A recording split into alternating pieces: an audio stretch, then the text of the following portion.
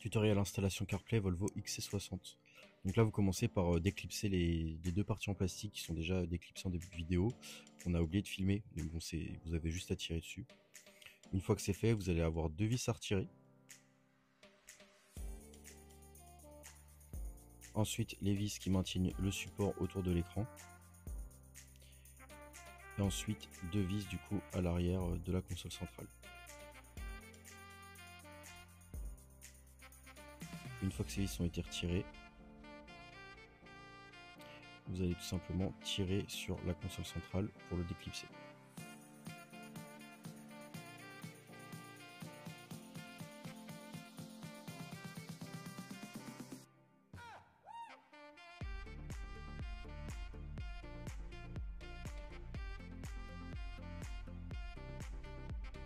Ensuite, à l'aide d'une pince, vous allez retirer le riselant qui maintient le câble d'alimentation, donc celui-ci, le câble vert.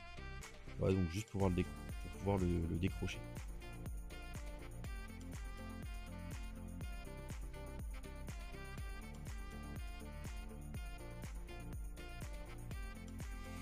Une fois que vous avez retiré la console centrale, vous allez encore avoir des vis à retirer.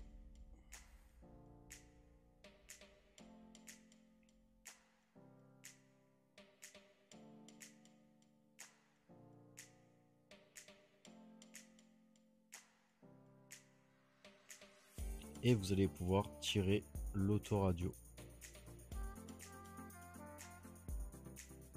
Une fois que c'est fait, on va faire les branchements, donc comme sur la vidéo, du module sur l'autoradio tout simplement.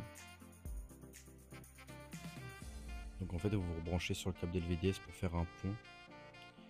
Vous branchez également sur votre antenne Wi-Fi au boîtier.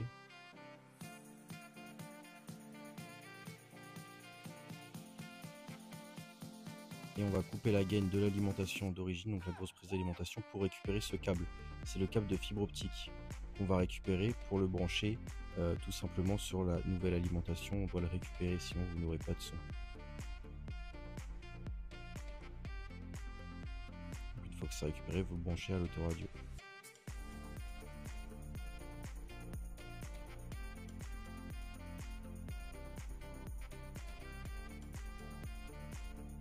Une fois que c'est fait, vous démarrez le véhicule et on va faire nos tests.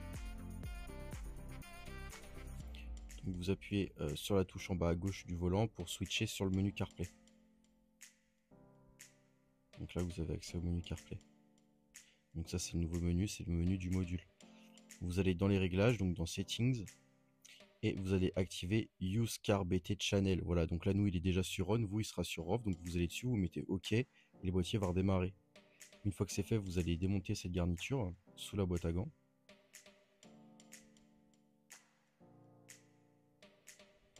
Et on va refaire passer les câbles du coup du module. Donc vous pouvez redébrancher le module parce qu'on a déjà fait nos tests. Et une fois que c'est fait, donc les câbles de l'autoradio, vous les passez du coup comme sur la vidéo pour qu'on puisse ensuite les mettre sous la boîte à gants avec le module. Donc on passe l'alimentation du boîtier ainsi que le câble LVDS, c'est le câble bleu.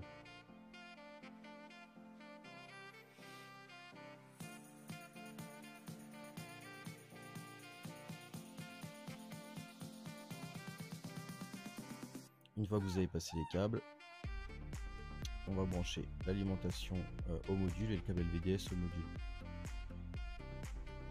Une fois que c'est fait, vous pouvez remonter tout ce qu'on a démonté en début de vidéo.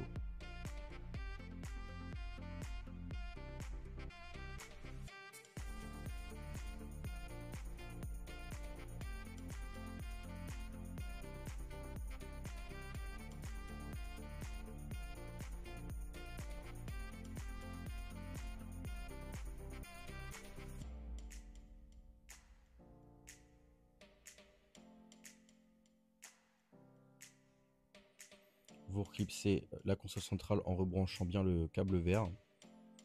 Vous remettez les vis restantes.